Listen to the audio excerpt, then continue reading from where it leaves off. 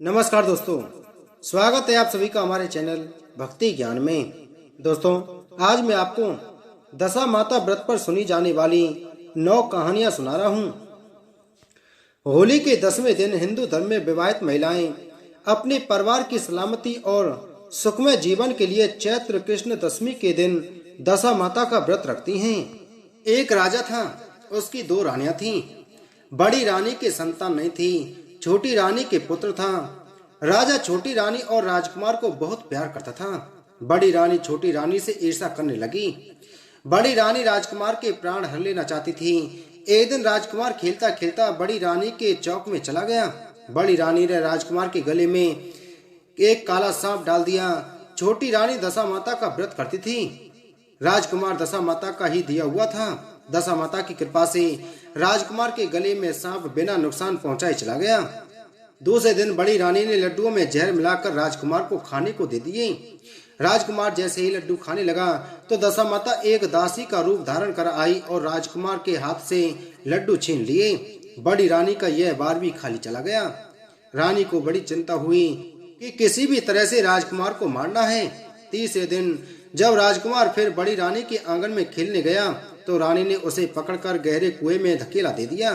क्योंकि कुआं बड़ी रानी के आंगन में बना हुआ था, इसलिए किसी को भी पता नहीं चला कि राजकुमार कहाँ गया। लेकिन जैसे ही बड़ी रानी ने राजकुमार को कुएं में ढकेला तो दशा माता ने उसे बीच में ही रोक लिया। इधर दोपहर हो जाने पर राजकुमार के न लौटने पर राजा व छोटी रानी को चिंता सताने लगी। दशा माता को भी इस बात की चिंता हुई राजकुमार को उसके माता पिता के पास किस प्रकार पहुंचाया जाए। राजकुमार को तलाश करने वाले कर्मचारी निराश होकर बैठ गए। राजा व छोटी रानी पुत्र शोक में रोने लगे। तब दशा माता ने भिखारी का रूप धारण कर लिया और राजकुमार को गले से लगाए राजद्वार पर पहुंची। वह राजकुमार को एक वस्त्र में छिपाए हुए भिक्षा मांगने लगी। सिपाहियों ने उसे धुतकार कर कहा, तुझे भिक्षा की पड़ी है और यहाँ राजकुमार खो गया है। सारे लोग दुख और चिंता से व्याकुल हो रहे हैं। इस पर दशा माता बोली, भाइयों, पुण्य का प्रभाव बड़ा ही विचित्र होता है। यदि मुझे भिक्षा मिल जाए तो संभव है कि खोया हुआ राजकुमार तुम लोगों को मिल जाए। यह कहकर वह देहरी पर पैर रखने लगी। सिपाहियों ने उन्हें आगे बढ़ने से रोका। उसी समय दशा माता ने बालक का पैर वस्त्र से बाहर कर दिया। सिपाहियों ने समझा कि कुंवर उसके हाथों में है, इसलिए उसे अंदर जाने दिया। दशा माता कुंवर को लेकर भीतर चली गई। उसने राजकुमार को चौक में छोड़ दिया और वापस चली गई। परंतु रानी ने दशा माता रूपी भिखारिन को देख लिया था। उसने कहा कि खड़ी रहो, और कौन हो तुम? तुमने 3 दिन मेरे बेटे को छिपा कर रखा था। तुमने ऐसा क्यों किया? तुम्हें मेरे प्रश्न का उत्तर देना ही होगा। दशा माता उसी समय ठहर गई।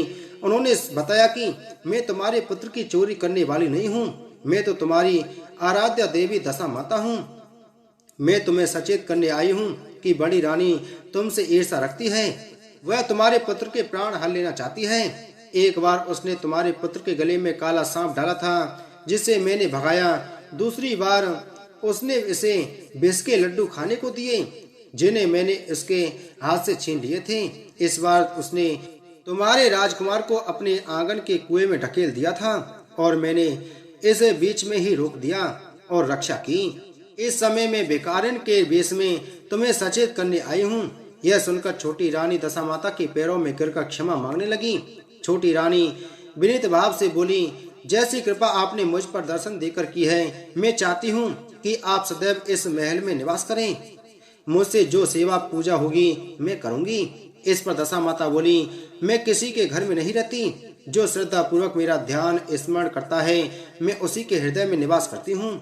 मैंने तुम्हें साक्षात दर्शन दिए हैं, इसलिए तुम स्वागनों को बुलाकर उन्हें यथाविधि आदर सत्कार के साथ भोजन कराओ और नगर में ढिढोरा पिटवा दो कि सभी लोग मेरा डोरा लें और व्रत करें। इतना कहकर दशा माता अंतर्ध्यान हो गईं। रानी ने अपने राज्य में सौभाग्यवती स्त्रियों को निमंत्रण देकर बुलाया और उपटन से लेकर शिरोभूषण श्रृंगार कर उनकी यथाविधि सेवा कर भोजन करवाया और दक्षिणा में गहने आदि देकर विदा किया। रानी ने अपने राज्य में ढिंढोरा पिटवा दिया कि अब से सब लोग दशा माता का डोरा लिया करें। दशा माता की दूसरी कहानी। एक घर में सास बहू रहती थी। बहू का पति परदेश में गया था, एक दिन सास ने बहू से गांव में से आग लाकर भोजन पकाने को कहा। बहू गांव में आग लाने गई पर किसी ने भी उसे आग नहीं दी और सभी ने कहा कि जब तक दशा माता की पूजा नहीं हो जाती तब तक आग नहीं मिलेगी। बेचारी बहू खाली हाथ लौट कर आई। उसने सास को बताया कि गांव भर में आज दशा माता की पूजा है, इसलिए कोई आग नहीं दे रहा है। शाम हो जाने पर सास आग लेने गांव में गई तो स्त्रियों ने उसे आराम से बैठाया और कहा कि सुबह तुम्हारी बहू आग लेने आई थी, परंतु हमारे यहाँ पूजा नहीं हुई थी, इसलिए आग नहीं दे सकी। सास आग लेकर अपने घर पहुंची ही थी कि एक आदमी बछड़ा लिए आया और उसके पीछे एक गाय थी। स्त्री ने उससे पूछा कि यह गाय का पहला बच्चा है क्या? आदमी ने उत्तर दिया कि हाँ। उसने फिर पूछा कि बछड़ा है या बछिया? उसने जवाब दिया कि बछड़ा है। सास ने घर जाकर बहू से कहा, आओ हम दोनों भी दशा माता का डोरा लें और व्रत करें। दोनों सास बहू ने डोरा लिया। सवेरे से व्रत आरंभ किया। 9 व्रत पूरे हो जाने पर 10वें दिन डोरे की पूजा की। सास बहू दोनों ने मिलकर गोल गोल 10-10 अर्थात कुल 20 फेरे बनाए। 21वां बड़ा फेरा गाय को दिया। पूजन समाप्त होने पर सास बहू दोनों पारण करने बैठी। उसी समय बुढ़िया के बेटे ने परदेश से लौटकर दरवाजे पर आवाज लगाई। आवाज सुनकर माँ ने मन में सोचा कि क्या हुआ, थोड़ी देर बेटा दरवाजे पर ही खड़ा रह जाएगा, मैं पारण करने के बाद दरवाजा खोलूंगी। इधर बहू ने आवाज सुनी तो उसे रुकने का साहस नहीं हुआ। अपनी थाली का अन्न इधर उधर करके झट से पानी पीकर उठ खड़ी हुई। उसने जाकर दरवाजा खोला। पति ने उससे पूछा कि अम्मा कहाँ है?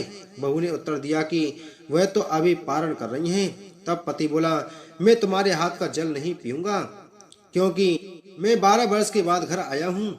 इतने दिनों ना जाने तुम किस प्रकार रही होगी।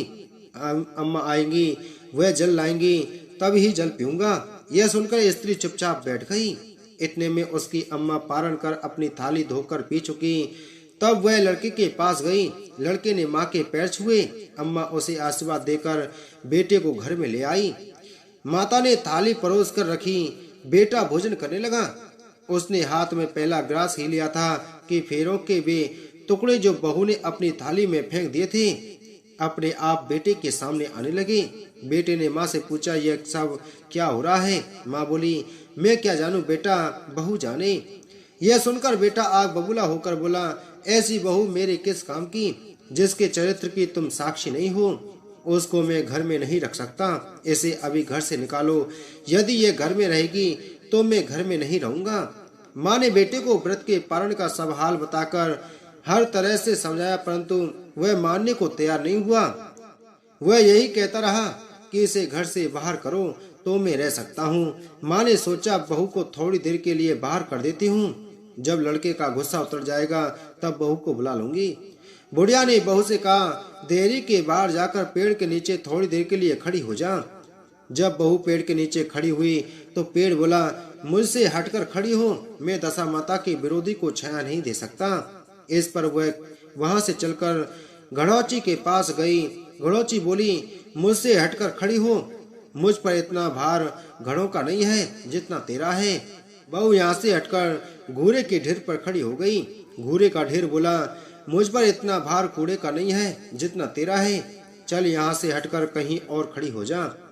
इस प्रकार उसे कहीं भी खड़ा नहीं होने दिया गया। वह अपने मन में बहुत दुखी हुई। वह जंगल में चली गई।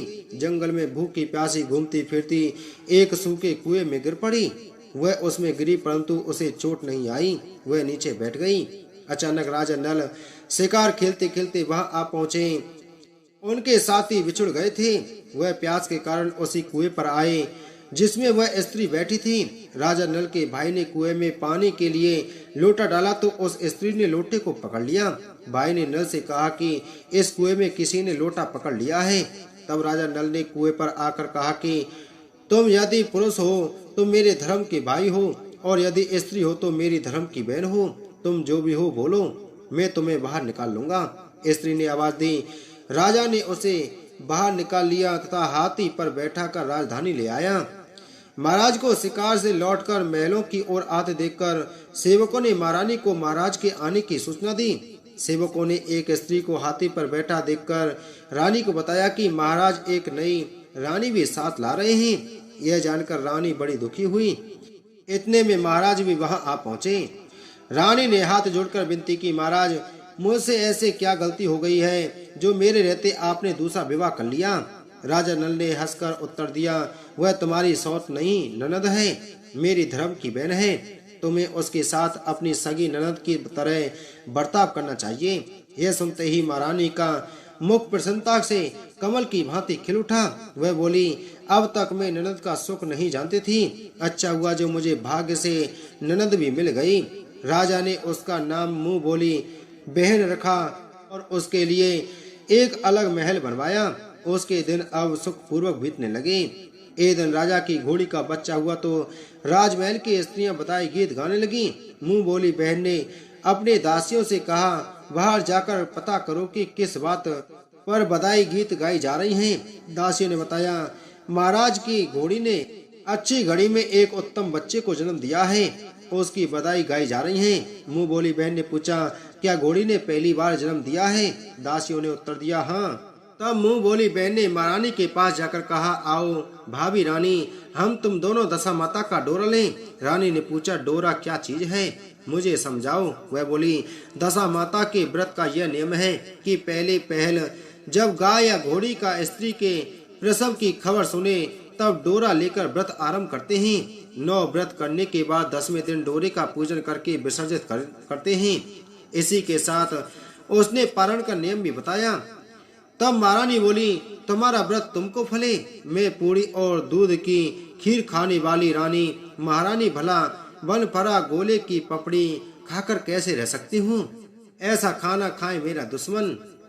वह बोली, भाभी मुझे जो चाहे कह लो, परंतु व्रत के संबंध में कुछ मत कहो। मैं इसी व्रत के उल्लंघन के कारण मारी मारी फिरती आपके देश में आ गई हूँ। महारानी ने उदासीनता के साथ कहा, मुझे क्या पड़ी है, तुम्हें जो अच्छा लगे वह करो, मैं मना तो नहीं कर रही हूँ। मुंह बोली बहन ने श्रद्धा पूर्वक डोरा लिया। 9 दिन तक व्रत किए। 10वें दिन विधिवत पूजन किया, गोला फरा बनाए और संध्या को पारण करने बैठी। उसी समय उसके पति को अचानक कुछ प्रेरणा सी हुई और वह अपनी माता से आज्ञा लेकर अपनी पत्नी को ढूंढने चल दिया। घूमता फिरता वह राजा नल की राजधानी में पहुंच गया और अपनी पत्नी का पता लगाने लगा। उसने एक कुएं पर कुछ औरतों को बातें करते देखा। एक कह रही थी, राजा की मुंह बोली बहन बहुत ही सुंदर ही स्त्री है, आजकल उसी का किया हुआ सब कुछ होता है। दूसरी स्त्री बोली, वह सुंदर होने के साथ साथ धर्मात्मा भी है, जब से आई है तभी से उसने दशावर्त खोल रखा है, उसके दरवाजे से कोई भी व्यक्ति खाली हाथ नहीं लौटता। तीसरी स्त्री बोली, वह जैसी धर्मात्मा है वैसी सदाचारणी भी है। चौथी स्त्री बोली, वह सदाचारणी और सर्वप्रिय भी है, सारी प्रजा उससे खुश है। पांचवी स्त्री बोली, यह सब तो सही है, परंतु अब तक यह पता नहीं चला कि वह कौन है और कहाँ की रहने वाली है। उन औरतों की बात सुनकर वह साधु के वेश में राजा नल की मुंह बोली बहन के महल के द्वार पर जा पहुंचा। वहां उसने भिक्षा के लिए आवाज लगाई तो द्वारपाल उसे भिक्षा देने लगा।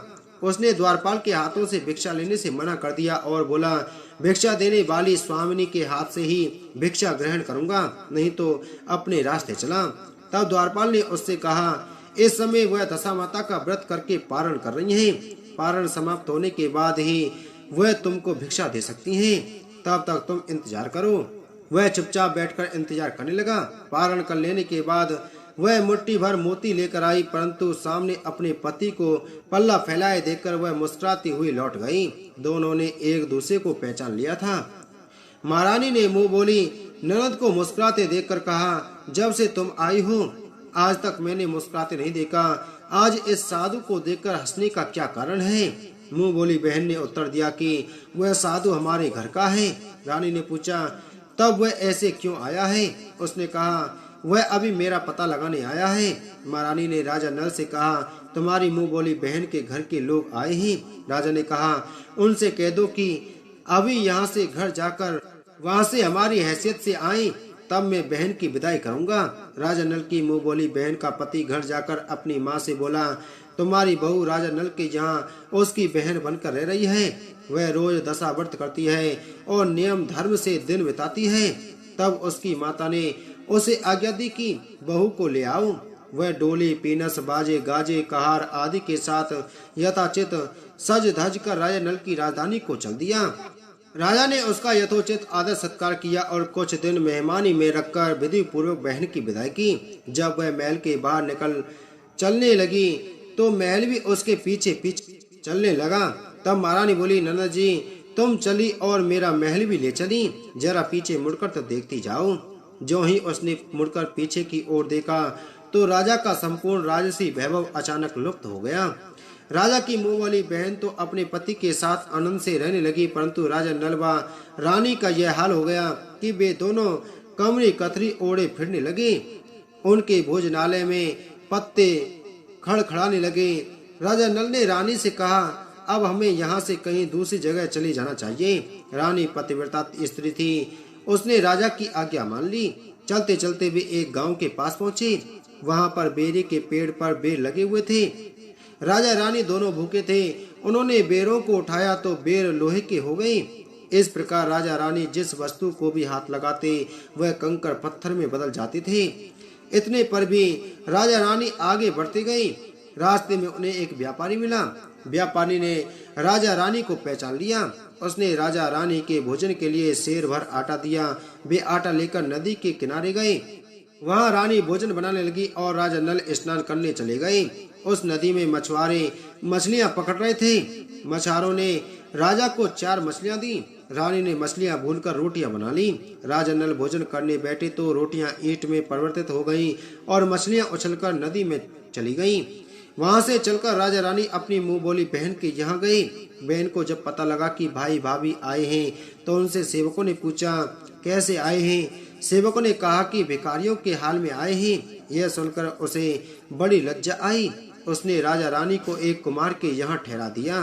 शाम को थाल सजाकर बहन स्वयं भाभी से मिलने कुमार के घर गई।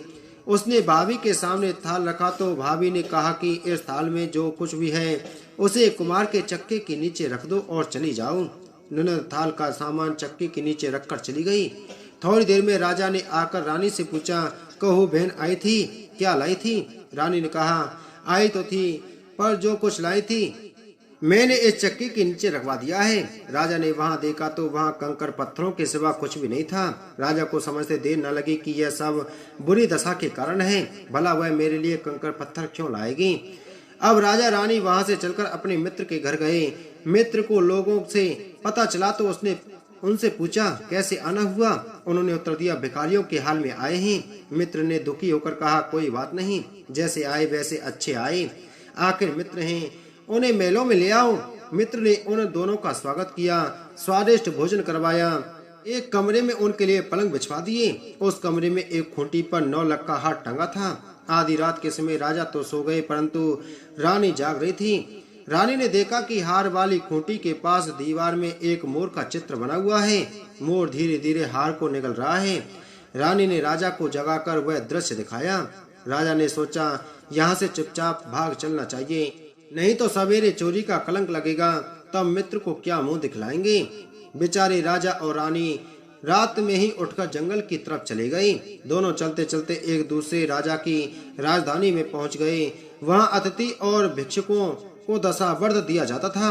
वे दोनों भी दशावर्त लेने गए, परंतु उस समय दशावर्त बंद हो चुका था। वहां के अधिकारियों ने कहा, यह लोग न जाने कहां से अभागे आए हैं कि इन्हें देने के लिए कुछ भी नहीं बचा, फिर भी इन्हें एक एक मुट्ठी चने दे दो। उन्होंने इस प्रकार से अनादर और कड़वी बातें सहित दान लेना अस्वीकार कर दिया। वे धनाक्षद की निंदा करते हुए बोले कि ऐसी कंजूसी है तो दशावर्त देने का नाम ही क्यों करते हैं। धनाध्यक्ष बोला, यह तो बड़ा घमंडी भिक्षुक लगता है, भीख भी मांगता है और गाली भी देता है, इनको हवालात में डाल दो। इस प्रकार दोनों को एक कोठरी में बंद कर दिया गया। एक मुट्ठी चने दोनों को खाने के लिए मिलने लगे। जिस कोठरी में राजा रानी को बंद किया गया था उसी के पास आम रास्ता था। एक जमादारनी राजा की घुड़साल में जाकर साफ कर उसी रास्ते से निकला करती थी। एक दिन वह बहुत देर से निकली। रानी उससे पूछने लगी कि आज तुम्हें इतनी देर कैसे हो गई। वह बोली कि आज राजा की घोड़ी के बच्चा हुआ था, उसकी टहल में देर हो गई। रानी ने पूछा कि घोड़ी का पहला प्रसव है क्या? जमादारनी ने बताया, पहली बार। रानी ने फिर पूछा, बछड़ा हुआ है या बछड़ी? जमादारनी ने बताया कि बहुत अच्छा बछड़ा हुआ है। यह सुन रानी ने राजा से कहा, एक बार मैंने तुम्हारी मुंह बोली बहन के डोरे का अनादर किया था, उसी दिन से हमारी दशा बदल गई। मैं आज दशा माता का डोरा लेना चाहती हूँ।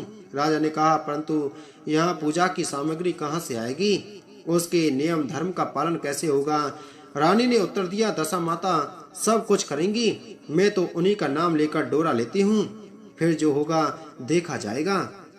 रानी ने 9 तार राजा की पगड़ी से और 1 तार अपने आंचल का लेकर अपना डोरा तैयार किया और उसी समय से व्रत करने लगी। थोड़ी देर में ही वहां का राजा अपनी घोड़ी को देखने के लिए उसी रास्ते से निकला।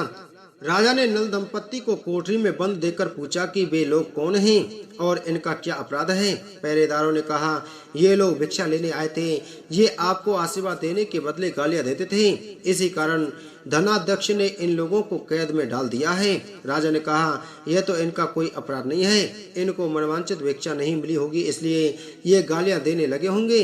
इनको संतुष्ट करना चाहिए था, ना कि कैद में डाल देना चाहिए। इनको अभी रिहा करो। राजा की आज्ञा से उसी समय दोनों को कोठरी से बाहर निकाला गया।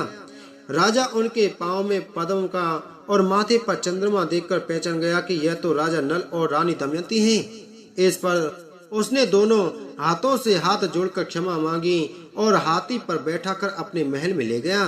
कुछ दिन तक राजा के यहाँ रहकर उन दोनों ने पूरे राशि ठाठ के साथ में अपनी राजधानी को प्रस्थान किया।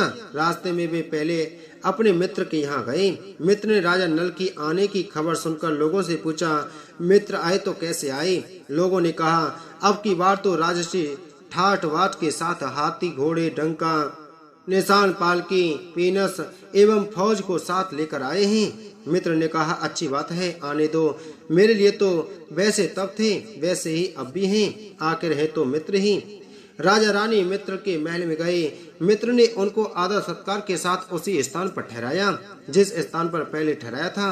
आधी रात के समय जब राजा सो रहे थे और रानी पैर दबा रही थी, तब रानी ने देखा कि मोर का चित्र जो पहले हार को निगल गया था उसे उगल रहा है। रानी ने राजा को जगाकर यह दृश्य दिखाया। राजा नल ने अपने मित्र को बुलाकर यह दृश्य दिखाया। मित्र बोला कि मैंने तब भी तुमको चोर नहीं समझा था और न अब समझता हूँ। यह दृश्य तुम्हारी बुरी दशा का फल है। आप निश्चित रहिए, मेरे मन में कोई मैल नहीं है। मित्र के यहाँ से चलकर राजा रानी अपनी मुंह बोली बहन के यहाँ गई। उसने सुना राजा भैया आ रहे हैं, तो उससे लोगों से पूछा कैसे आ रहे हैं। लोगों ने कहा, जिस प्रकार राजा को आना चाहिए उसी प्रकार से आ रहे हैं। उसने कहा, उनको मेरे महल में लाओ। जब राजा नल का हाथी बहन के महल की ओर बढ़ा, तब रानी ने कहा, आप अपनी बहन के घर जाइए, मैं तो उसी कुमार के घर रहूंगी जिसके पहले ठहरी थी।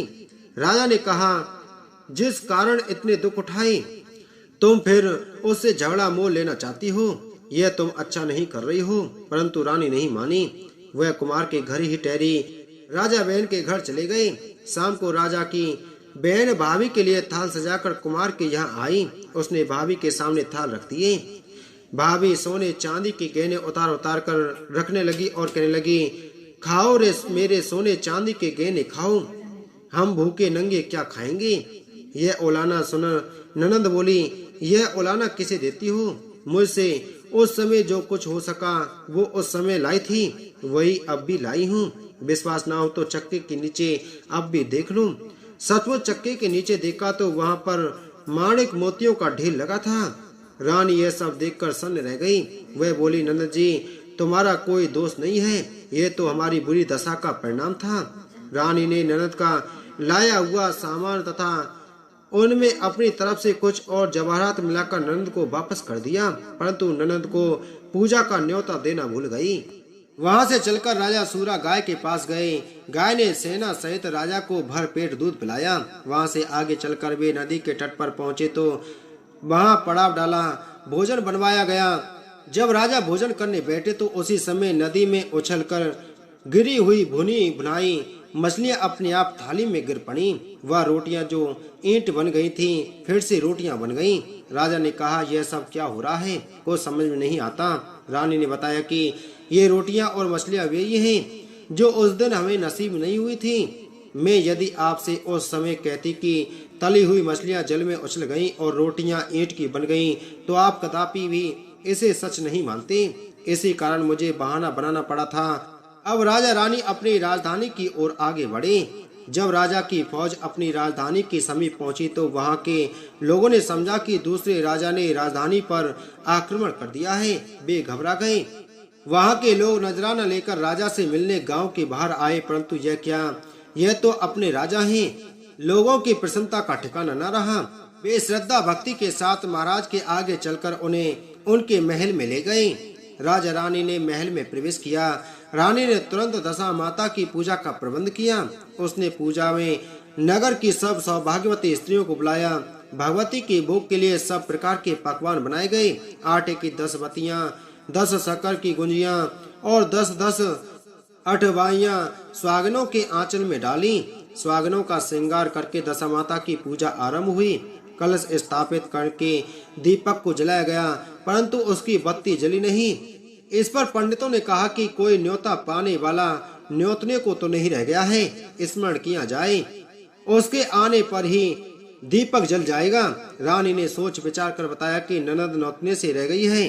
पंडितों ने कहा कि उसे फौरन बुलवाया जाए। राजा ने अपना दुरतगामी रथ भेजकर अपनी मुंह बोली बहन को बुलवाया। उसके आते ही कलश का माणिक दीपक प्रज्वलित हो गया। बड़ी धूमधाम से पूजा की गई। अंत में स्वागनों को भोजन कराकर विदा किया गया। उसी समय राजा ने राज्य में आज्ञा जारी की, मेरी प्रजा के लोग दशा माता का व्रत किया करें। भगवती माता ने जिस प्रकार राजा नल के दिन फेरे, उसी प्रकार सबके दिन फेरे। दशा माता की तीसरी कहानी। एक सास बहू थी। एक दिन सुबह सुबह सास ने बहू से कहा कि जाओ आग लाकर भोजन बनाओ, बड़ी भूख लगी है। बहू हाथ में कंडी लेकर आग लेने गांव में गई। उस दिन गांव भर में दशा माता की पूजा थी, इसलिए किसी के यहाँ से भी उसे आग नहीं मिली। वह खाली हाथ लौट कर आई। साय होने पर वह पड़ोसन के पास जाकर बोली कि मेरी सास तो दशा माता का डोरा नहीं लेती, परंतु अब की बार मैं डोरा लेना चाहती हूँ, मुझे पूजन की विधि भी बता देना। दोबारा जब डोरा लेने का समय आया तो बहू ने सास को बिना बताए दशा माता का डोरा ले लिया। 9 दिन तक वह किसी न किसी बहाने पड़ोसन के घर जाकर कथा सुनती रही। 10वें दिन उसे चिंता सताने लगी कि अब मैं पूजा कैसे करूंगी। वह मन ही मन दशा माता का ध्यान धरकर सोचने लगी कि आज सास कहीं बाहर चली जाए तो मैं शांति पूर्वक पूजा कर लूं। दशा माता की कृपा से सास बहू से बोली, मैं आज खेतों में जा रही हूँ, यदि मुझे आने में देर हो जाए तो तुम मेरे लिए खेत पर खाना ले आना। बहू के मन की मुराद पूरी हो गई। वह तो यही चाहती थी। उसने सास से कहा कि आप निश्चिंत होकर जाइए, घर का सारा काम मैं निपटा लूंगी। सास के जाते ही बहू ने स्नान कर दशा माता की पूजा की। इसके बाद वह पूजा की सामग्री मिट्टी के गोले में रखकर उसे सिलाने के लिए ले जाने लगी थी कि उसकी सास खेतों से वापस आ गई। सास को देखकर बहू ने जल्दी से उस गोले को मटकी में छिपा दिया। उसने सोचा कि उचित समय पर गोले को दही से निकालकर विसर्जित कर आऊंगी। सास ने आते ही बहू से कहा, तुम मुझे खाना देने क्यों नहीं आई? अब तक क्या कर रही थी? बहू ने कहा कि आज मैंने सर के बाल धोए थे, उनके सूखने में देर लग गई, इस कारण भोजन बनाने में देर हो गई। मैं थाली लगाती हूँ, आप हाथ पैर धोकर भोजन कीजिए। सास का गुस्सा कुछ ठंडा हुआ। वह हाथ पैर धोकर चौके पर में बैठी ही थी कि उसका बेटा भी आ गया। वह भी माता के साथ भोजन करने बैठ गया। सास भोजन करके उठना ही चाहती थी कि उसका बेटा बोला, मुझे तो दही चाहिए। सास ने बहू से दही देने के लिए कहा। बहू बोली, मैं तो रसोई में हूँ, आप ही उन्हें दे दीजिए। सास हाथ धोकर दही लेने गई, परंतु जैसे ही उसने छाछ की मटकी उठाई तो उसमें कुछ खड़खड़ाने की आवाज आई। उसने हाथ डालकर देखा तो उसे एक बड़ा सोने का गोला मिला। सास ने आश्चर्य से बहू से पूछा, इस छाछ की मटकी में यह सोने का गोला कहाँ से आया? इसे तुम कहाँ से चुरा कर लाई हो? यहाँ क्यों छिपा कर रखा है? मैं समझ गई कि इसी वजह से तुम छाछ देने नहीं उठी, इसका भेद बताओ। बहू बोली, मुझे कुछ नहीं पता, मेरी दशा माता जाने। मैंने आपको बताए बिना दशा माता का डोरा लिया था और उनकी पूजा की थी। आपके आ जाने के कारण मैं डोरे को विसर्जित करने नहीं जा सकी। आपके डर से मैंने इसे छाछ की मटकी में छिपा दिया था। दशा माता ने इसे सोने का बना दिया, मैं इसमें क्या कर सकती हूँ। सास ने बहू को गले लगा लिया और कहा, अब मैं भी तुम्हारे साथ डोरा लूंगी और विधिवत व्रत और पूजा किया करूंगी।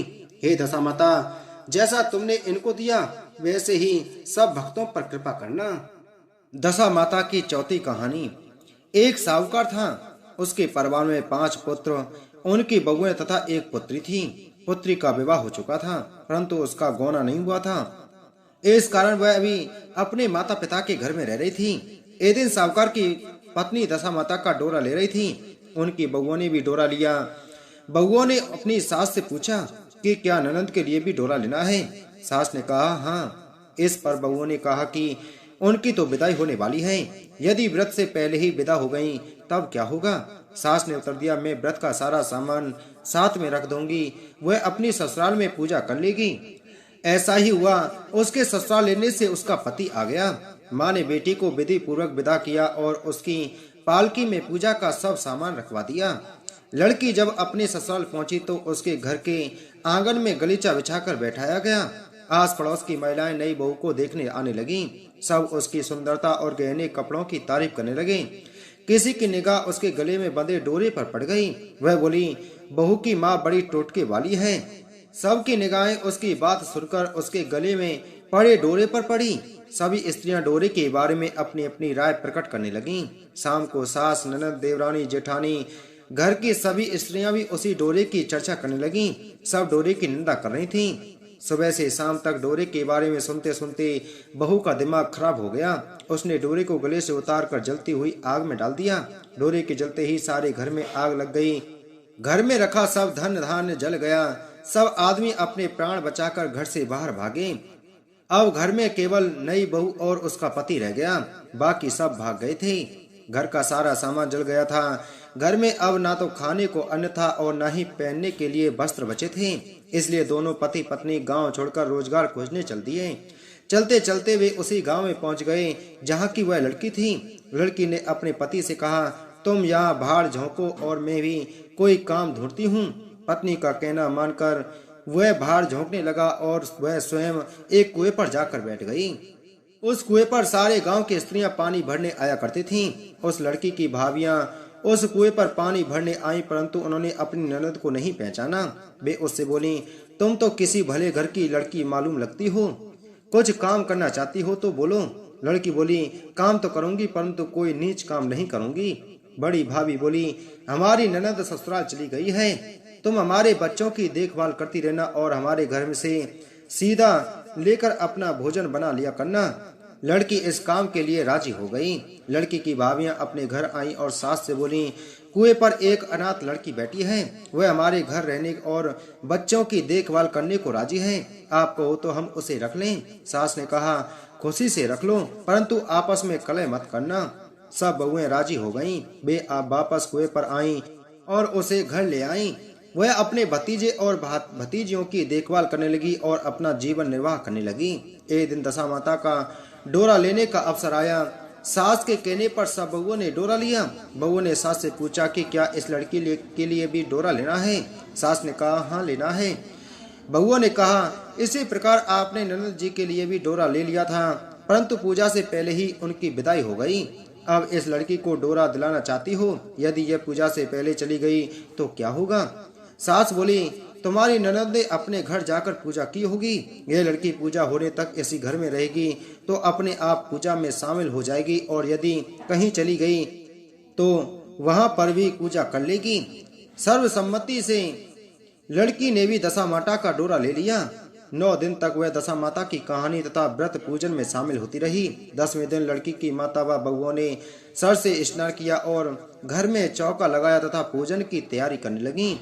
लड़की बहुओं से बोली, यदि कोई पुराना कपड़ा मिल जाए तो मैं भी स्नान कर लूं। बहुओं ने अपनी सास से पूछकर अपनी ननद की साड़ी उस लड़की को दे दी। अपनी पुरानी साड़ी लेकर वह स्नान करने गई। उसने सर से स्नान करके साड़ी पहनी और घर आ गई। घर पर पूजा आरंभ हो गई। वह जैसे ही पूजा के पास आकर बैठी तो बहुओं ने कहा, यह तो हमारी ननद जैसी लग रही है। इस पर सास ने नाराज होकर कहा, तुम्हारे मन में जो आता है बोलती रहती हो। पूजा के समय भी चुपचाप नहीं बैठा जाता है। चुप रहो, मुझे कथा कह लेने दो। तुम्हारी बातों से कथा में विघ्न पड़ता है। बहुएं चुप हो गईं। घर की सब स्त्रियों ने पारण किया, लड़की ने भी पारण किया। इसके बाद स्त्रियां एक दूसरे का सर गूंथने लगीं। एक ने लड़की का सर गूंथना शुरू किया। वह बोली कि जैसी गूंथ सिर में है वैसी गूंथ हमारी ननद के सिर में भी थी। सास नाराज होकर बोली, तुम मेरी बेटी की तुलना इससे क्यों कर रही हो? सास ने बहू को तो डांट दिया, परंतु उसकी बात मन में घर कर गई। उसने लड़की से कहा, आज रात मेरे पास सोना। रात को जब बहुएं सो गईं तो उसने लड़की से पूछा, तुम्हारे पियर में कभी कोई था? उसने जवाब दिया, मेरे 5 भाई और भाभियां थीं, तुम जैसे माता पिता थे। उसने फिर पूछा, क्या हुआ? लड़की बोली, पीहर में मैंने दशा माता का डोरा लिया था। उसके पूजन से पहले ही ससुराल के लिए विदा हो गई थी। ससुराल में पहुंचकर मेरे गले में पड़े डोरे को देखकर वहां की सभी स्त्रियां हंसनी उड़ाने लगीं। तब मैंने उस डोरे को आग में डाल दिया। उस डोरे के साथ सारा घर जलकर भस्म हो गया। सब लोग भाग गए। हम दोनों भागकर इस गांव में आ गए। उसकी माँ ने पूछा कि तुम्हारा पति कहाँ है?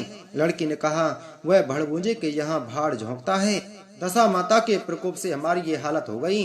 वह समझ गई कि ये लड़की कोई और नहीं, उसकी बेटी ही है। तब उसने अपने 5 बेटों को बुलाकर कहा कि यह तुम्हारी छोटी बहन ही है। सवेरा होते ही माता के कहने पर 5 भाई भड़बूजे के यहाँ से अपने बहनों को लेकर आए।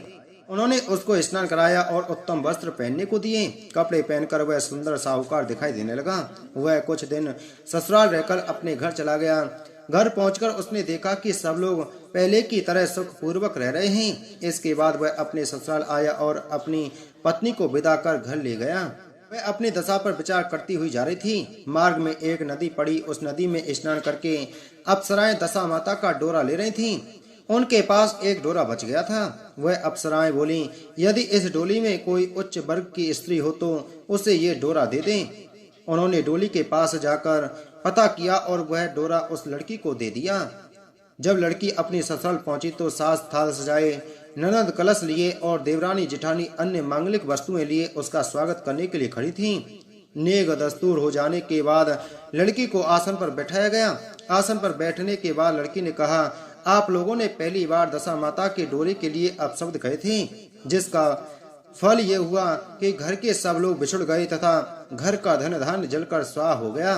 बड़ी मुसीबतें उठाने के बाद अब अच्छे दिन आए हैं। आप में से कोई भी अब मेरे दशा माता के डोरे की निंदा करने की भूल ना करें। जब मेरा व्रत हो तब सब श्रद्धा पूर्वक पूजा करें। सबने खुशी खुशी उसकी बात मान ली। 9 दिन तक व्रत चलता रहा। 10वें दिन विधि पूर्वक डोरे की पूजा की गई। 7 सुहागनों को न्योता दिया गया। उनका श्रृंगार करके आंचल भरा गया।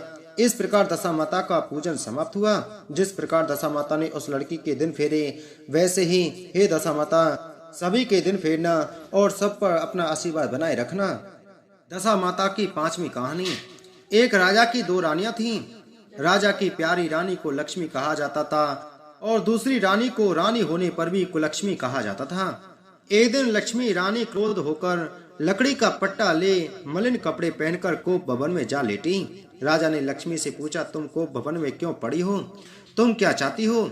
रानी बोली, कुलक्ष्मी को देश निकाला दिया जाए। कुलक्ष्मी रानी थी, इसलिए उसे निकाला देने से राजा की बदनामी होने का डर था। इसलिए रानी को पीहर छोड़कर आने की बात सोची गई।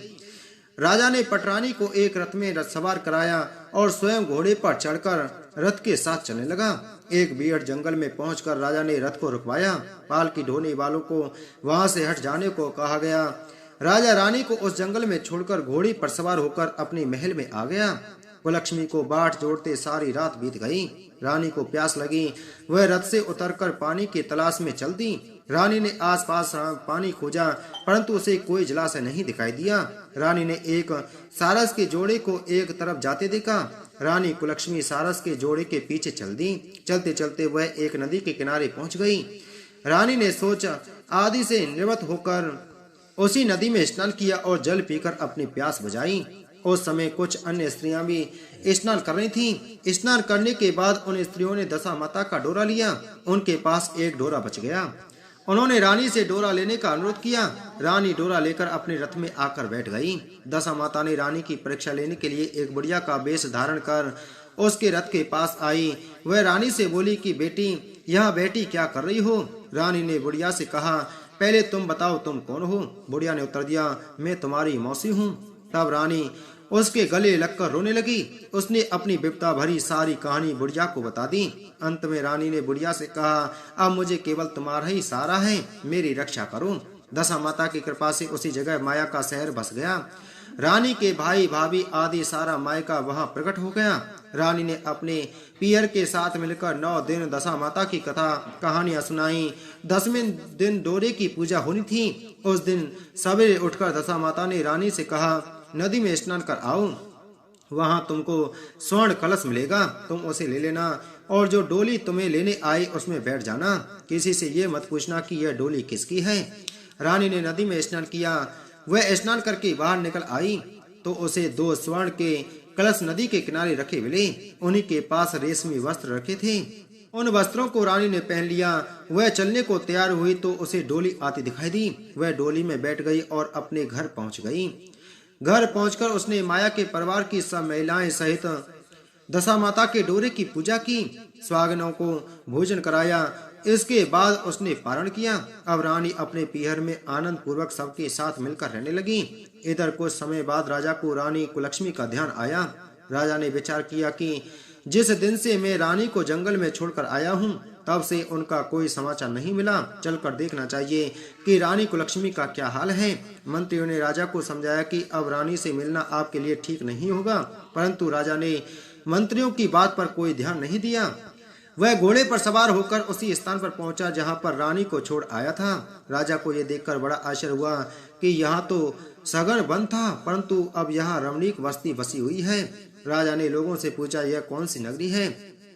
लोगों ने उसे बताया कि यह कुलक्ष्मी का नगर है। अब तो राजा के आश्चर्य का ठिकाना न रहा। वह बार बार सोच रहा था कि क्या यह नगर मेरी पटरानी कुलक्ष्मी द्वारा बसाया गया नगर है। राजा ने कुलक्ष्मी के महल के पास जाकर सूचना भिजवाई कि उनसे अमुक देश के राजा मिलना चाहते हैं। रानी ने राजा को पहचान कर मिलने से मना कर दिया, परंतु मौसी ने उसे समझाया कि हिंदुओं में तो पति परमेश्वर माना जाता है, तुम्हें यही उचित है कि तुम यथाशक्ति उनका आदर सत्कार करो। मौसी के कहने पर रानी कुलक्ष्मी ने राजा को महल में बुलवाया। दोपहर को राजा को भोजन पर बुलाया गया। राजा के साथ नाई भी था। रानी राजा और नाई को भोजन कराने लगी। पहली बार रानी ने नाई की पत्तल पर भोजन परोसा तो नाई ने रानी के पैर पर एक छींटा लगाया। रानी इस भेद को नहीं समझ सकी कि नाई ने उसके पैर पर रायते का छींटा क्यों मारा। रानी दूसरी बार पोशाक बदलकर फिर आई। राजा मन में सोचने लगा कि यहाँ तो बहुत सी रानियां हैं, सबकी शक्ल एक जैसी है, मैं अपनी रानी को कैसे पहचानूंगा। डेरे में आकर राजा ने नाई से कहा, यहाँ तो कई रानियां हैं, मैं अपनी रानी को कैसे पहचानूं। नाई बड़ा चतुर था। वह बोला, रानी तो एक ही है, परंतु वह पोशाक बदल बदल कर हमारे सामने आ रही है। राजा ने नाई से पूछा, तुझे कैसे पता चला कि रानी एक ही है? नाई बोला कि मैंने उनके पैर पर रायते का छींटा मारा था। वह 3 बार कपड़े बदलकर हमारे सामने आई, परंतु वह छींटा उनके पैर पर 3 बार लगा था। अगले दिन रानी ने राजा को अपने महल में बुलवाया। राजा को अपनी मेज पर बिठाकर खाने के लिए पान का बीड़ा दिया। पान खाकर राजा पलंग पर लेट गया और रानी उसके पैर दबाने लगी। राजा ने रानी से अपने किए के लिए क्षमा मांगी और रानी को अपनी राजधानी में चलने को कहा। रानी ने कहा, आप मुझे किस मुंह से चलने को कह रहे हो? आप तो मुझे जंगल में अकेला छोड़कर चले गए थे। आप तो दूसरी रानी के कहने पर आकर मेरा परित्याग कर चुके थे। यह तो मेरी मौसी का किया हुआ है, उसी के कारण यह सब वैभव मुझे प्राप्त हुआ है, वरना आप तो मेरा सर्वनाश कर चुके थे। राजा ने रानी को बहुत समझाया। तब रानी बोली कि मैं केवल एक शर्त पर आपके साथ चल सकती हूँ। आप मेरी मौसी से वरदान मांगोगे कि यह नगरी आपकी राजधानी के पास पहुँचा दे, जिससे जब मेरा मन चाहे आपके पास रहूं और जब जी चाहे तो मौसी के दिए महल में चली आऊं। मेरी मौसी बड़ी दयालु है, संभव है कि वह हमारी बात मान जाए। राजा ने दशा माता मौसी से प्रार्थना की। मौसी ने राजा की बात मानकर दोनों शहरों को पास पास स्थापित कर दिया, मानो एक दूसरे के ही भाग हों। राजा ने दशा माता की कृपा का फल जानकर शहर में ढिंढोरा पिटवाया कि उसकी प्रजा दशा माता की पूजा किया करें। भगवती दशा माता ने जिस प्रकार कुलक्ष्मी पर दया करी, हे दशा माता वैसे ही सब पर दया करना। दशा माता की छठवीं कहानी। एक राजा था, उसकी रानी कोमलांगी थी। वह फूलों की सैया पर सोया करती थी। एक दिन फूलों के साथ कच्ची कली भी आ गई। कच्ची कली के कारण उसे रात को नींद नहीं आई। वह करवटें बदलती रही। राजा ने पूछा, प्रिय आज क्या बात है जो तुम्हें नींद नहीं आ रही है? रानी ने बताया कि आज फूलों के साथ एक कच्ची कली आ गई है। वह मेरे शरीर में चुभ रही है, इसी कारण मुझे नींद नहीं आ रही है। राजा के शयन कक्ष में एक दीपक जल रहा था, जिसे ज्योति स्वरूप कहते थे। ज्योति स्वरूप रानी की बात सुनकर हंसा। राजा ने हाथ जोड़कर उससे हंसने का कारण पूछा। ज्योति स्वरूप ने बताया कि अभी तो रानी को कच्ची कली के कारण इतनी तकलीफ हो रही है। कल सवेरा होने पर जब रानी को सिर का बोझा ढोना पड़ेगा, तब उनकी क्या गति बनेगी? राजा ने पूछा कि क्या मेरे जीवित रहते ऐसा संभव है? तब दीपक ज्योति स्वरूप ने उत्तर दिया, हाँ संभव है, तुम्हारे जीते जी संभव है। ज्योति स्वरूप की बात सुनकर राजा ने मन में सोचा कि देववाणी कभी असत्य नहीं होती। होनी को कौन टाल सकता है? रानी को अवश्य बोझा ढोना पड़ेगा, परंतु यह हो सकता है कि यदि मैं इसे कहीं एक संदूक में बैठाकर समुद्र में बहा दूं, तो संभव है कि यह बोझा ढोने से बच जाए, क्योंकि समुद्र में डूब जाने पर बोझा ढोने से बच जाएगी। राजा ने उसी समय रानी से कहा, चलो मैं तुम्हारे मायके तुम्हें छोड़ आता हूँ, कुछ दिन तुम वहीं पर रहना। रानी बोली, परंतु महाराज मेरे मायके में तो कोई भी नहीं है, मैं वहाँ किसके पास रहूंगी? राजा ने कहा कि तुम्हारे गोत्रज संबंधी वहाँ बहुत अच्छी दशा में हैं, मैं तुम्हें उन्हीं के पास भेज देता हूँ। रानी ने राजा की बात मान ली। रानी ने बहुमूल्य आभूषण और कीमती वस्त्र धारण किए। तब राजा ने रानी को संदूक में बिठाकर नदी में बहा दिया। वह नदी समुद्र में ऐसी जगह मिलती थी जहाँ पर राजा के बेनोई का राज्य था। समुद्र में मोती निकालने का ठेका राजा के बेनोई ने ले रखा था। वह संदूक बहता बहता जब राजा के बेनोई के इलाके में पहुंचा तो उसने मल्लाहों को आज्ञा देकर संदूक को समुद्र से बाहर निकलवा लिया। संदूक को उसने अपने महल के शयन कक्ष में भिजवा दिया और आदेश दिया कि मेरे पहुंचने तक इसे कोई नहीं खोले।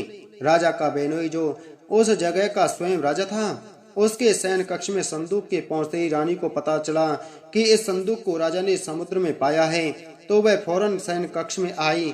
उसने पहरेदारों को हट जाने को कहा। रानी ने संदूक को खोल लिया। उसे संदूक के अंदर 16 श्रृंगार किए एक स्वर्ग सुंदरी मिली। रानी ने अपने मन में सोचा कि यदि राजा इसको इस दशा में देखेंगे तो इसके ही हो जाएंगे और मुझे छोड़ देगा। इसलिए उसने उस रानी के सब जेवर कपड़े उतार कर उसे फटे पुराने कपड़े पहना दिए और संदूक में बंद कर दिया। राजा जब बाहर से महल में आए तो उसने रानी को अपने शयन कक्ष में बुलाया और रानी से पूछा कि क्या तुमने देखा है कि इस संदूक में क्या है? रानी ने उत्तर दिया कि मैंने कुछ नहीं देखा है, मुझे नहीं पता कि इस संदूक में क्या है।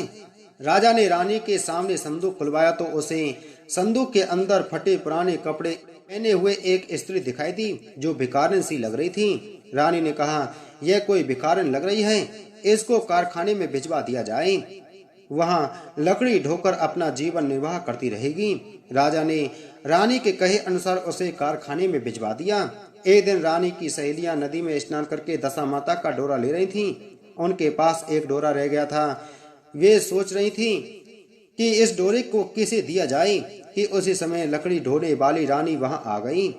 उन्होंने उसे रोककर पूछा, बहन हमारे साथ दशा माता का डोरा ले लो। रानी ने कहा कि मुझे डोरा लेने से कोई हर्ज नहीं है, परंतु मुझे तो खाने भर को नहीं दिया मिलता, मैं इस डोरे की पूजा कैसे करूंगी? वे बोली कि तुम इस बात की चिंता मत करो, हम हर रोज इस जगह स्नान करने आया करेंगी। 9 दिन तक हम यहाँ पर कथा कहेंगी, तुम भी रोज आकर कथा में शामिल हो जाया करना। 10वें दिन पूजा होगी, तब तक दशा माता चाहेंगी तो तुम्हारी दशा बदल जाएगी। रानी ने दशा माता का ध्यान कर डोरा ले लिया। उसी दिन रानी के पति राजा को यह चिंता हुई कि रानी को संदूक में बंद करके बहा तो दिया था, परंतु पता नहीं उसका क्या हाल होगा। उसकी खोज खबर लेने के लिए राजा एक नौका पर बैठकर नदी की यात्रा करता हुआ अपने बहनोई के यहाँ पहुंचा। संध्या के समय वह अपनी बहन से बोला, मेरे हाथ पैरों में बहुत दर्द हो रहा है, किसी दबाने वाले को बुलाओ। तब उसकी बहन ने लकड़ी ढोने वाली भिखारिन को बुलाकर लाने की आज्ञा दी। उसे कहा, आज रात तुम मेरे भाई के पैर दबा दो। वह बड़े संकोच में पड़ गई। अपने मन में सोचने लगी, आज तक मैंने किसी पुरुष को छुआ तक नहीं है। रानी अपने भाई के पैर दबाने के लिए उस पर जोर डाल रही थी, इसलिए लाचार होकर उसने हाँ कर दी। राजा के पैर दबाते दबाते रानी को उसके पांव में पद्म दिखाई पड़ा। रानी चुपचाप रोने लगी। उसके आंसू राजा के पैरों पर टपक पड़ा। राजा ने उससे पूछा, तुम क्यों रो रही हो? तुम अपना भेद मुझे बताओ, मेरे द्वारा तुमको कोई हानि नहीं होगी। रानी बोली कि जैसा पद्म आपके पैर में है, वैसा ही पद्म मेरे पति के पैर में भी था। पहले के दिनों की याद आ जाने पर मुझे रोना आ गया। राजा ने उसे पहचान लिया। राजा बोला, मैं समझ गया, अब तुम्हें पैर दबाने की जरूरत नहीं है। तुम्हारे भाग में जो लिखा था वह तुम्हें भोगना ही पड़ा। मैंने उसे टालने के लिए जो उपाय किया था उसका नतीजा उल्टा ही निकला। तुम्हें मेरे जीते जी लकड़ियां ढोनी पड़ी। सवेरा हुआ परंतु अतिथि राजा सोकर नहीं उठा और ना पैर दबाने वाली दासी ही कमरे से बाहर निकली। राजा की बहन को चिंता होने लगी। थोड़ी देर के बाद दासी कमरे से बाहर निकली और कारखाने में काम करने चली गई। रानी ने कमरे में जाकर अपने भाई को जगाया। उसका भाई बोला, मेरी तबीयत ठीक नहीं है, मेरा सिर दर्द कर रहा है, मैं अभी आराम करना चाहता हूँ, मेरा मन भी बहुत व्याकुल हो रहा है। रानी ने पूछा कि आखिर बात क्या है, कुछ तो बताओ।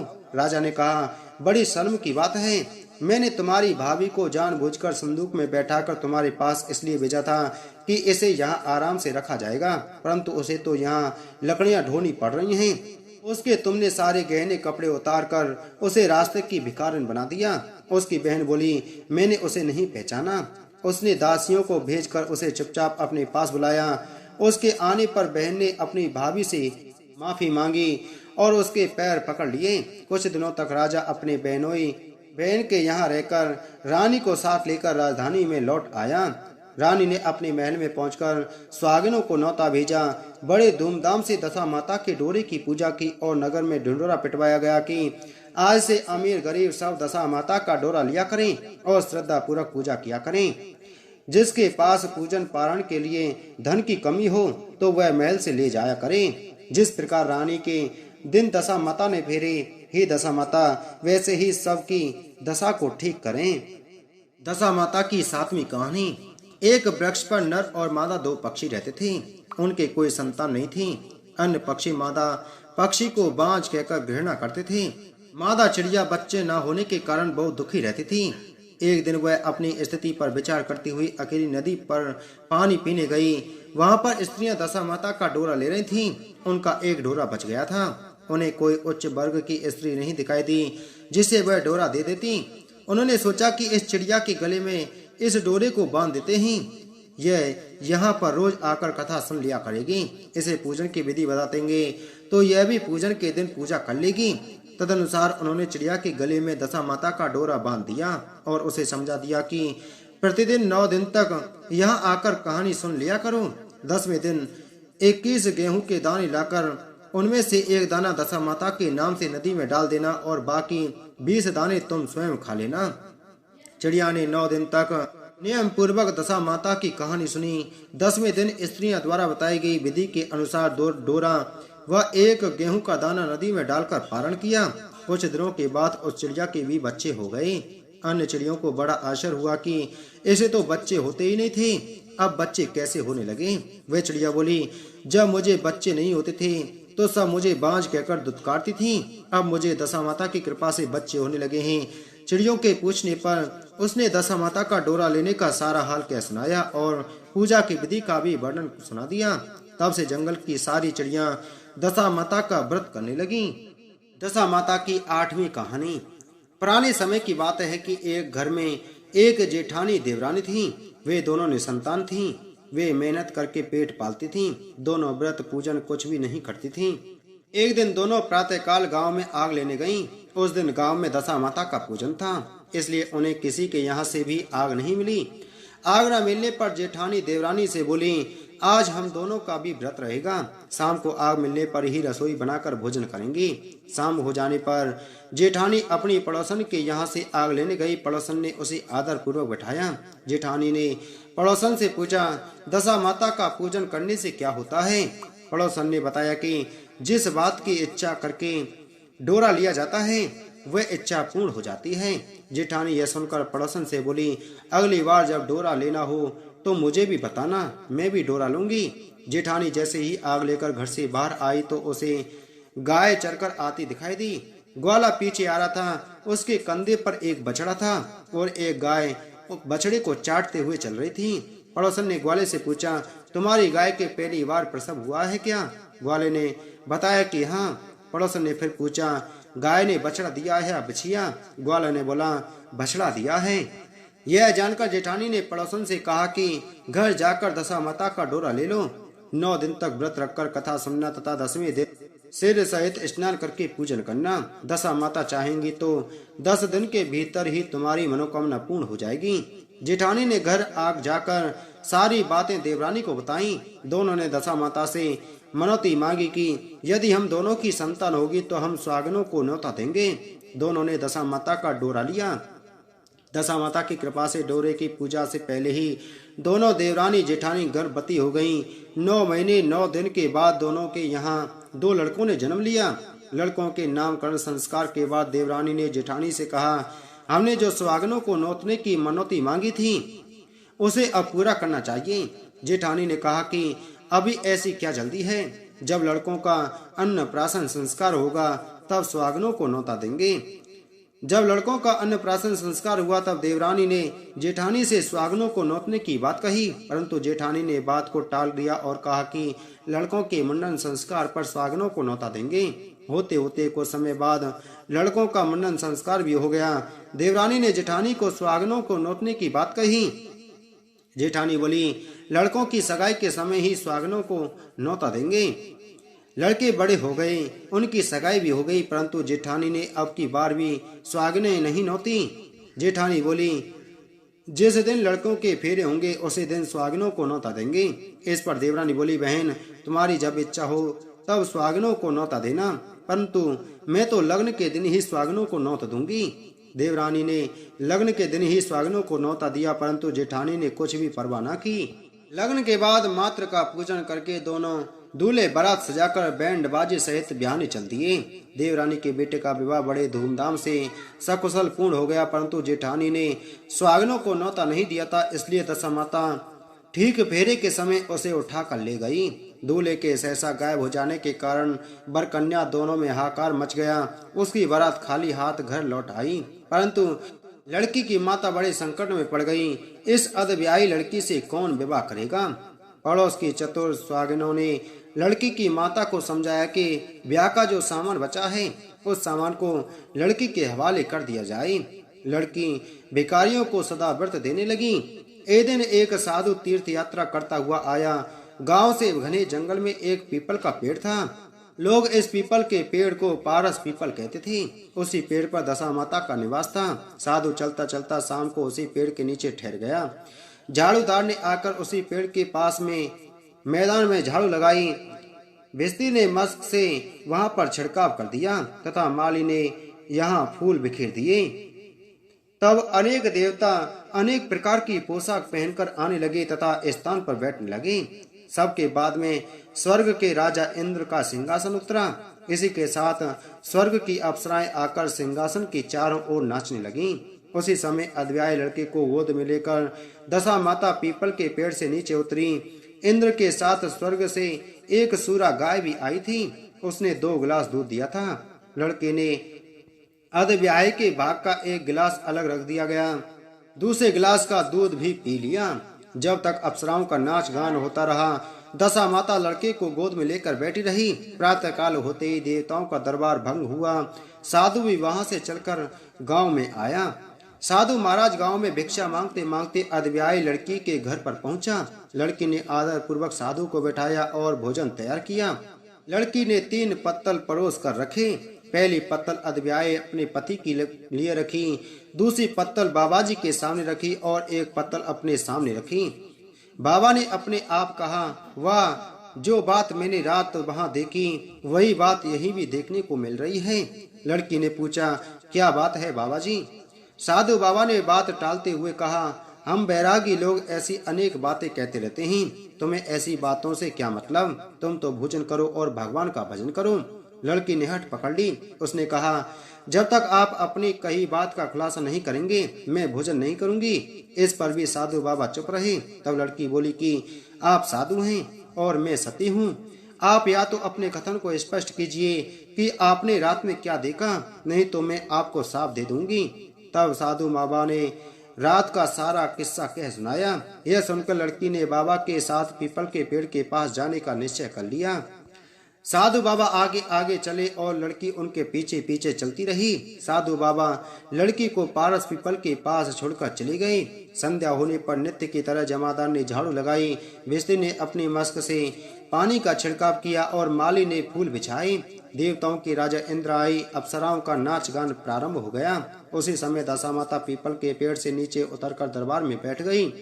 लड़के ने सूरा गाय का दूध लिया और एक गिलास अदब्याई लड़की के लिए रख दिया।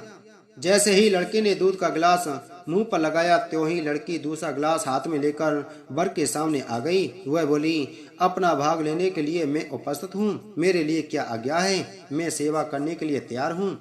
तब लड़का बोला, मैं इस तरह से तुमसे नहीं मिल सकता, मैं दशा माता की सेवा में रहता हूँ। मुझे अभी दरबार में जाकर दशा माता की गोद में बैठना होगा। यदि तुम्हें मुझसे प्यार है तो दशा माता को प्रसन्न करके उनसे मुझे अपने लिए मांग सकती हो, तब मैं तुम्हारा हो सकता हूँ।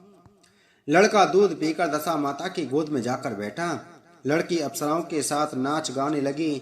जब सवेरा हुआ तो दशा माता ने इस नई लड़की को बुलाकर पूछा, तुम कौन हो? तुम्हारे नाचने से मैं बहुत प्रसन्न हुई, जो कुछ मांगना है मांग लो। लड़की ने दशा माता से वचन ले लिया कि मैं जो कुछ मांगूंगी वह आप मुझे प्रदान करेंगी। तथास्तु कहने के बाद लड़की ने दशा माता से अपने पति को पकड़कर कहा, मुझे यही चाहिए। दशा माता ने कहा, तूने मांगा तो बहुत, परंतु मैं वचन दे चुकी हूँ, इसी कारण मैं तेरे पति को तुझे वापस कर देती हूँ। राजा इंद्र ने पूछा कि भगवती यह सब क्या राज है, मैं इस राज को जानना चाहता हूँ। तब दशा माता ने बताया कि यह लड़का मेरे वरदान से ही प्राप्त हुआ था और इसकी माता ने मनौती मांगी थी कि लड़का पैदा होने पर मैं सुहागनों को न्योता दूंगी, परंतु उसने अभी तक अपना वचन पूरा नहीं किया। इस कारण मैं इस लड़के को विवाह मंडप से उठा लाई थी। यह लड़की इसकी अर्धव्याही पत्नी है और पतिव्रता है। पतिव्रता होने के कारण यह देव समाज में पहुंचकर मुझसे अपना पति मांग रही है। दशा माता के ऐसे वचन सुनकर इंद्र सहित सब देवताओं ने वर वधू के ऊपर पुष्प वर्षा की। तब तक साधु बाबा भी वहां आ गए। साधु बाबा दूल्हे और दुल्हन को साथ लेकर गांव की ओर चल पड़े। जब ये तीनों गांव के समीप पहुंचे तो गांव वालों ने दूल्हा दुल्हन को देखकर लड़की के पिता को सूचना दी, तुम्हारी पुत्री एक दूल्हे के साथ आ रही है। जिस दिन से लड़की चली गई थी तो उसके पिता ने लोकापवाद के डर से बाहर निकलना बंद कर दिया था। गांव वालों की यह भी बात सुनकर उसने घर के किवाड़ बंद कर लिए। उसने समझा लड़की साधु बाबा के साथ आ रही होगी, इसलिए लोग मेरा उपवास कर रहे हैं। जब गांव के बुजुर्ग व्यक्तियों ने भी वही बात बताई, तब उसने घर के किवाड़ खोले और बाहर निकला। जब उसने सचमुच अपने द्वार पर लड़की और दामाद को खड़े देखा तो उसकी प्रसन्नता का ठिकाना नहीं रहा। लड़की के पिता ने इस खुशी को मौके पर बहुत दान पुण्य किया और फिर से विवाह की तैयारी की। लड़की ने अपनी माता से कहा कि इस तरह से विवाह नहीं होगा, पहले दूल्हे की माता सुहागिनों को न्योता देकर बारात लेकर आए, तब विवाह के नेक पूरे किए जाएं। लड़की के पिता ने लड़के के घर पर खबर भेजी। लड़के की मां ने पहले सुहागिनों को न्योता दिया, तब बारात चली। बड़ी धूमधाम से विवाह हुआ। वर वधू दोनों अपने घर पर आ गए। वधू की खुशी में लड़की की माता ने दोबारा सुहागिनों को न्योता दिया। उसी समय से विवाह के दिन वर के घर पर सुहागिनों को न्योतने की प्रथा चली आ रही है। हे दशा माता, जिस तरह सती की दशा बदली, वैसी सबकी दशा बदलना और सबका कल्याण करना। दशा माता की नौवीं कहानी। एक गांव में एक बुढ़िया ब्राह्मणी रहती थी। वह बहुत गरीब थी। उसके एक बेटा था। एक दिन वह अपने बेटे से बोली, बेटा कुछ ऐसा काम करो जिससे 4 पैसे की आमदनी हो और हम दोनों का जीवन निर्वाह हो। अब मेरे तो बुढ़ापे के कारण हाथ पैरों ने जवाब दे दिया है। तब उसका लड़का गांव वालों के जानवर चराने लगा। एक दिन लड़का पशुओं को पानी पिलाने नदी पर ले गया। वहां पर महिलाएं स्नान करके दशा माता का डोरा ले रही थीं। उनके पास एक डोरा बच गया था। उनमें से एक स्त्री ने कहा कि इस लड़के से पूछो कि यह किसका है। तब एक स्त्री लड़के के पास जाकर पूछने लगी, तुम्हारे घर में कौन कौन है। लड़के ने बताया कि केवल मेरी बूढ़ी माँ है। स्त्री ने उसको एक डोरा देते हुए कहा कि तुम इसे ले जाकर अपनी माता को दे देना और कहना कि इसका पूजन और व्रत करें। हम तुम्हें सीधा और पूजा की सामग्री भी देते हैं, इसे भी अपनी माता को दे देना। लड़के ने उनसे डोरा भी लिया। फिर सब स्त्रियों ने उसे सीधा भी दिया। लड़का उस सामान को लेकर घर आया। उसने दरवाजे से ही माँ को पुकार कर कहा, गठरी को उतार लो, मैं बोझ से दबा जा रहा हूँ। उसकी माँ बहुत प्रसन्न हुई। माँ ने बेटे से पूछा, यह सब कहाँ से लाए हो। लड़के ने माँ को सब समाचार सुनाकर दशा माता का डोरा भी दे दिया। बुढ़िया ने डोरे को लेकर माथे से लगाया और उसी दिन से व्रत करने लगी। 9 दिन तक कथा कहानी कहती रही। 10वें दिन उसने डोरे की पूजा की तैयारी शुरू कर दी। वह डेयरी के बाहर गोबर से लीप रही थी कि उसी समय एक बहुत ही गरीब बुढ़िया आकर बोली, क्या कर रही हो बहन। उसने जवाब दिया कि आज मेरे घर पर दशा माता का पूजन है, इसलिए लीप रही हूँ। उस बुढ़िया रूपी दशा माता ने कहा कि मुझे बहुत प्यास लगी है, थोड़ा सा पानी पिला दे। इस पर लड़के की माता बोली, मैं तो इस मिट्टी के बर्तन से पानी पीती हूँ, मेरे यहाँ लोटा लोटिया कुछ नहीं है। तुमको पानी किस में भर के दूं? एक कटोरी ही मेरे घर में है, पता नहीं वह कहाँ पड़ी होगी। जरा तुम ठहरो, मैं कटोरी ले आऊं, तब तुमको पानी पिलाऊंगी। बुढ़िया हाथ धोकर अंदर कटोरी लेने गई। इसी बीच दशा माता, जिन्होंने बुढ़िया का रूप धारण कर रखा था, उसके मटके रखने की जगह पर एक सोने का घड़ा रखकर अंतर्ध्यान हो गई। बुढ़िया कटोरी लेकर मटके के पास गई। वहां सोने का घड़ा देखकर घबराई। वह मन में सोचने लगी, मुझ पर बुढ़ापे में चोरी का नाम लगेगा, मैं चोर कहलाऊंगी। वह इस चिंता में दशा माता रूपी बुढ़िया को खोजने निकली। तब तक उसका लड़का भी घर पर आ गया था। उसने माँ से पूछा, तुम किसे खोज रही हो। उसने बताया, अभी क्षीण अवस्था वाली बुढ़िया आई थी और यहाँ सोने का घड़ा रखकर ना जाने कहाँ चली गई। लड़के ने बताया, वही तो दशा माता थी, उन्होंने तुमको यह घड़ा दिया है। दोबारा फिर कभी आए तो उसके स्वागत में कोई कमी नहीं रखना और उनकी आज्ञा का पालन करना। जब तुम नदी पर नहाने जाओ तो तुम्हें नदी के घाट पर जो भी चीज मिले उसको दशा माता का दिया हुआ प्रसाद समझकर ले लेना। किसी से यह पूछना मत कि यह चीज किसकी है, यह कहाँ से आई। बुढ़िया नदी में नहाकर बाहर निकली तो उसे सोने का घड़ा भरा दिखाई दिया और उसके पास ही अच्छे वस्त्र रखे थे। बुढ़िया ने कपड़े को पहन लिया और घड़े को हाथ में लेकर चलने लगी। तभी 4 कुम्हार एक डोली लेकर उसके पास आई। कुम्हारों ने उसे डोली में बैठने को कहा। बुढ़िया जब घर पहुंची तो उसने देखा कि वहां तो एक आलीशान महल खड़ा है। बुढ़िया महल के अंदर चली आई। वहां उसने श्रद्धा पूर्वक और भक्ति भाव से दशा माता के डोरे का पूजन किया और हाथ जोड़कर वरदान मांगा कि जिस प्रकार तुमने मुझे संपत्ति दी है उसी प्रकार मेरे घर में एक सुशील बहू और आ जाए, तभी यह सब शोभा देगा। कुछ दिनों बाद लड़के का विवाह हो गया और बहुत ही सुंदर व सुशील बहू बुढ़िया के घर में आ गई। बुढ़िया ने दोबारा दशा माता के से वर मांगा कि जैसे मेरे बहू बेटे सुशील और सज्जन हैं, उसी प्रकार मैं एक नाती भी चाहती हूँ। कुछ दिनों बाद बुढ़िया के यहाँ एक पुत्र रूपी रत्न पैदा हुआ। एक दिन बुढ़िया ने अपनी बहू को पास बैठाकर समझाया कि मेरी यह सब संपत्ति दशा माता की प्रदान की हुई है, उन्हीं की कृपा से तुम इस घर में आई हो। मेरे नहीं रहने के बाद यदि कोई मैले कुचेले कपड़े धारण किए हुए बुढ़िया तुम्हारे घर पर आए तो उसे आंचल के छोर से पोंछ डालना, घिन मत करना, उससे प्रार्थना करना, यह सब आपका ही दिया हुआ तो है। जब भी दशा माता का डोरा लेना हो तब उसको तुम भी अवश्य लेना और श्रद्धा पूर्वक उसका पूजन करना। जब भी तुम्हारे ऊपर संकट के बादल घिर आए तो सुहागनों को नौतना, दशा माता की कृपा से तुम्हारी सब इच्छाएं पूरी होंगी। कुछ दिनों के बाद बुढ़िया का स्वर्गवास हो गया। दशा माता ने सोचा कि बुढ़िया के घर चलकर देखना चाहिए कि उसकी बहू सास के वचनों का पालन करती है या नहीं। एक दिन दशा माता ने वृद्धा भिखारिन का वेश धारण कर उसके घर गई। उसे देखते ही बहू खड़ी हो गई, उसके पांव छुए और बालक को उसकी गोद में डाल दिया। उसकी श्रद्धा भक्ति से दशा माता बहुत ही प्रसन्न हुई। उन्होंने आशीर्वाद दिया कि तेरी धर्म वृद्धि हो, भगवान तेरा सदैव कल्याण करेंगे। भंडार भरपूर रहेगा। तू जो इच्छा करेगी वह तुझे अवश्य प्राप्त होगा। दशा माता ने जैसी कृपा बुढ़िया ब्राह्मणी पर की, वैसी कृपा सभी पर करना। 10वें दिन की कहानी। इस दिन महिलाएं डोरे की पूजा करें, तत्पश्चात प्रथम दिन वाली पूजा को विधि अनुसार दोबारा करें। यही 10वें दिन की पूजा होती है। इति श्री दशा माता व्रत कथा संपूर्णम। बोलो दशा माता की जय।